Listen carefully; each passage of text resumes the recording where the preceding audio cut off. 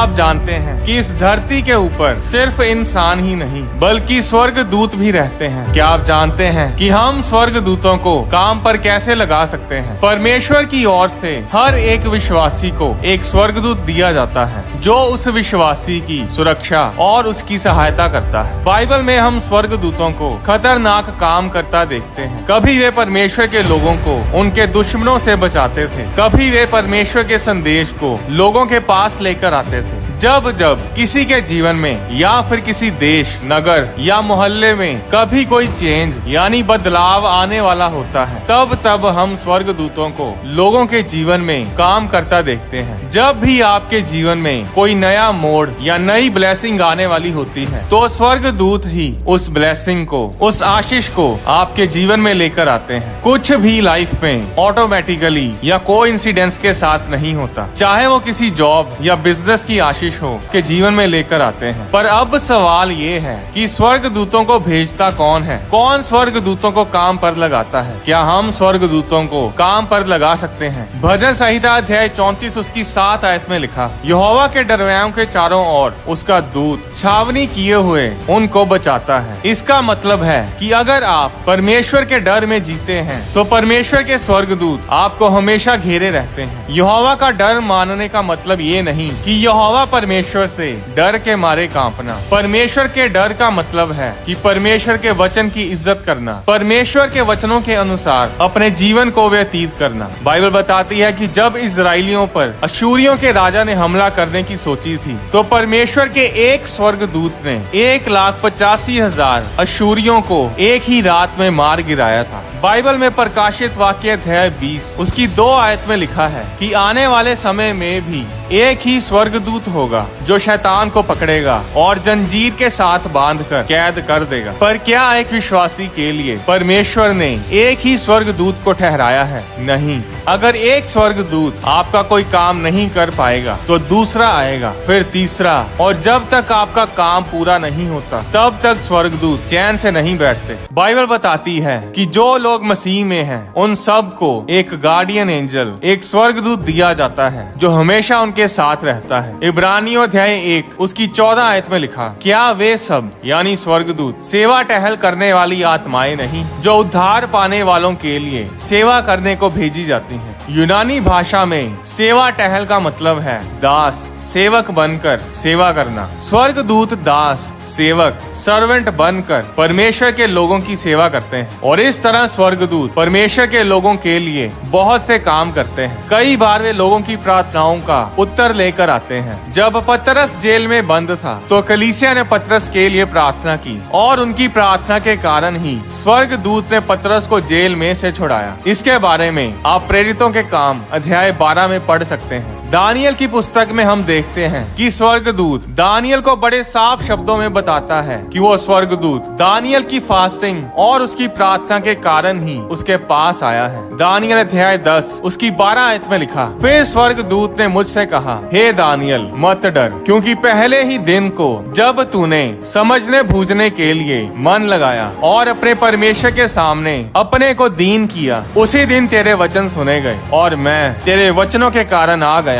स्वर्गदूत ने दानियल को बताया कि वो दानियल के वचनों के कारण आया है। प्रार्थना के दौरान आपके मुंह से बोले गए शब्द ही स्वर्गदूतों को काम पर लगाते हैं। पर वो शब्द, वो वचन कौन से होने चाहिए कि स्वर्गदूत आपकी प्रार्थना के ऊपर काम करने के लिए जुट जाए? भजन संहिता अध्याय 103 उसकी 20 आयत में लिखा, हे यहोवा के दूतों, तुम जो बड़े वीर हो और उसका वचन सुनकर उसे पूरा करते हो, परमेश्वर को धन्य कहो। इस वचन में लिखा है कि स्वर्गदूत परमेश्वर का वचन सुनकर फिर परमेश्वर का काम करते हैं। बाइबल परमेश्वर का वचन है, पर बाइबल अपने आप बोलती नहीं। बाइबल की कोई आवाज नहीं जिसे स्वर्गदूत सुन सके। बाइबल की आवाज हम हैं, परमेश्वर के वचन की आवाज हम हैं, और इसीलिए जब तक हम परमेश्वर के वचन को अपने मुंह से बोलेंगे नहीं, जब तक हम परमेश्वर के वचन को कोई आवाज नहीं देंगे, तब तक हमारे जीवन में स्वर्गदूत परमेश्वर का काम नहीं कर पाएंगे। अब परमेश्वर ने अपने वचन में हमारी आशीष आशीष के लिए वचन तो लिखे हैं, पर हमें उन वचनों को बोलना है। स्वर्गदूत इंसान का कहना नहीं मानते, वो सिर्फ परमेश्वर का वचन मानते हैं, परमेश्वर के वचन की आवाज को सुनते हैं और बिना परमेश्वर के वचन के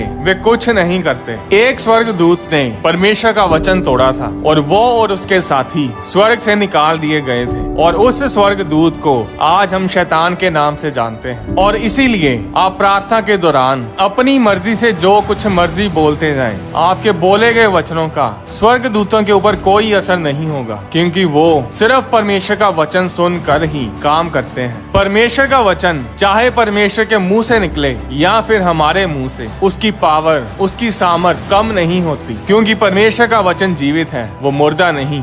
यूहन्ना अध्याय 6 उसकी 63 आयत में यीशु ने कहा, जो बातें मैंने तुमसे कही हैं वे आत्मा है और जीवन भी है। जब यीशु मसीह 40 दिन और 40 रात फास्टिंग में थे और शैतान के द्वारा उनकी परीक्षा की गई, तो जब भी शैतान कुछ बोलता था तो यीशु मसीह उसको बोलते थे, वचन में ये लिखा है, वचन में ऐसा लिखा है। यीशु मसीह ने पुराने नियम के वचन बोल बोल कर शैतान को जवाब दिए, और यीशु मसीह के वचन बोलने के कारण ही स्वर्गदूत यीशु मसीह के पास आए और उसकी सेवा करने लगे। मत्ती अध्याय 4 उसकी 10 आयत में लिखा, तब यीशु ने उससे कहा, हे शैतान दूर हो जा, क्योंकि लिखा है कि तू प्रभु अपने परमेश्वर को प्रणाम कर और केवल उसी की उपासना कर। तब शैतान उसके पास से चला गया और देखो स्वर्गदूत आकर उसकी सेवा करने लगे। स्वर्गदूतों ने परमेश्वर के वचन की आवाज सुनी और उसी समय यीशु मसीह के पास चले आए। बाइबल बताती है कि परमेश्वर कभी नहीं बदलता, उसका वचन कभी नहीं टलता। परमेश्वर एक सा रहने वाला परमेश्वर है। पुराने समय में अगर वो प्रार्थना करने पर, उसका वचन बोलने पर अपने स्वर्गदूतों को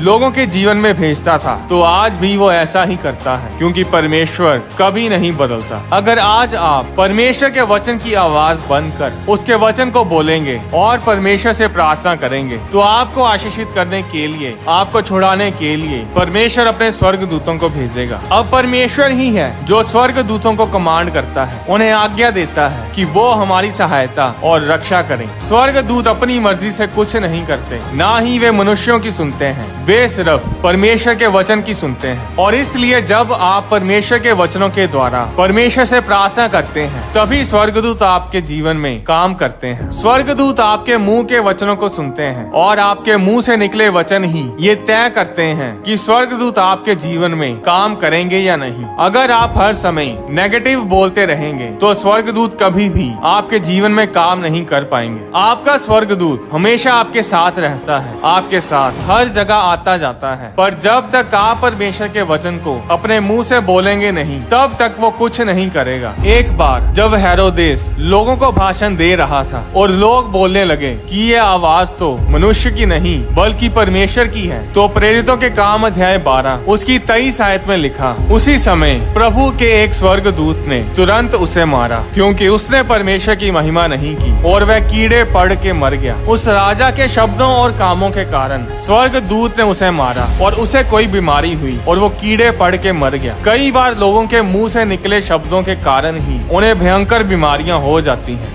अगर आप बीमार हैं तो आप बाइबल में लिखे चंगाई वाले वचनों को पढ़ें, उन वचनों को पढ़ें जब यीशु मसीह ने लोगों को चंगा किया था। जब आप बोलेंगे कि यहोवा राफा मेरा चंगा करने वाला परमेश्वर है, तो उसी समय परमेश्वर के चंगा करने वाले दूत आपकी चंगाई पर काम करेंगे। बाइबल बताती है कि चंगा करने वाले स्वर्गदूत भी होते हैं जो परमेश्वर की चंगाई को लेकर आते हैं। यूहन्ना अध्याय 5 उसकी 2 आयत में लिखा, यरूशलेम में भेड़ फाटक के पास एक कुंड है जो इब्रानी भाषा में बेतसदा कहलाता है, और उसके 5 ओसारे हैं। इनमें बहुत से बीमार, अंधे, लंगड़े और सूखे अंग वाले पानी के हिलने की आशा में पड़े रहते थे, क्योंकि नियुक्त समय पर परमेश्वर का स्वर्गदूत कुंड में उतरकर पानी को हिलाया करता था। पानी के हिलते ही जो कोई पहले उतरता वह चंगा हो जाता था, चाहे उसकी कोई बीमारी क्यों ना हो। जब आप परमेश्वर के वचनों को बोलते हैं तो स्वर्गदूत उसी समय अलर्ट हो जाते हैं और परमेश्वर के वचन को, उसकी कमांड को पूरा करने में जुट जाते हैं। प्रेरितों के काम अध्याय 10 में जब स्वर्गदूत एक सूबेदार के पास आया तो उसने सूबेदार से कहा, हे कुरनेलियुस, तेरी प्रार्थनाएं और तेरे दान स्मरण के लिए परमेश्वर के सामने पहुँचे हैं। प्रेरितों के काम अध्याय 10 उसकी 2 आयत में कुरनेलियुस के करैक्टर के बारे में लिखा है कि वह भक्त था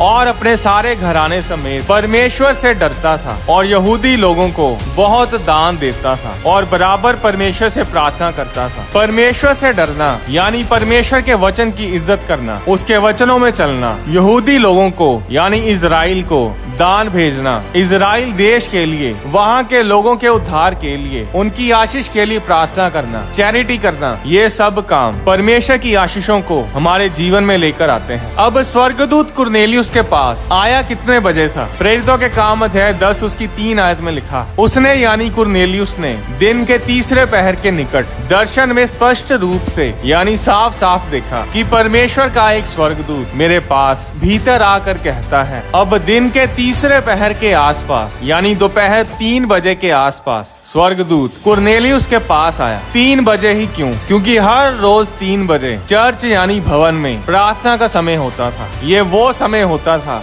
जब सब इजरायली प्रार्थना में लगे होते थे। कुछ लोग भवन में जाकर प्रार्थना करते थे और कुछ अपने घर पर ही भवन में चल रही प्रार्थना के समय के दौरान अपने घर में प्रार्थना करते थे। और इसलिए ये समय होता था जब आत्मिक क्षेत्र में बहुत हलचल होती थी। प्रार्थनाओं के कारण स्वर्ग के दरवाजे लोगों के ऊपर खुले रहते थे। स्वर्ग से स्वर्गदूत परमेश्वर की आशीषों को लेकर इस धरती पर आते थे। दोपहर के 3 बजे ही एलिया ने करमेल पर्वत पर बाल के नबियों के खिलाफ प्रार्थना की थी और परमेश्वर ने स्वर्ग से आग भेजकर उस प्रार्थना का उत्तर दिया था। एजरा ने भी दोपहर के 3 बजे प्रार्थना की और उसकी प्रार्थना के कारण इजराइल में उस समय बेदारी आई। एक बड़ा रिवाइवल इजरायली लोगों के जीवन में आया। दानियल ने भी 3 बजे ही प्रार्थना की और परमेश्वर ने अपने गैब्रियल स्वर्गदूत को उसकी प्रार्थना का उत्तर देकर भेजा। पतरस और यूहन्ना दोपहर के 3 बजे भवन में प्रार्थना करने के लिए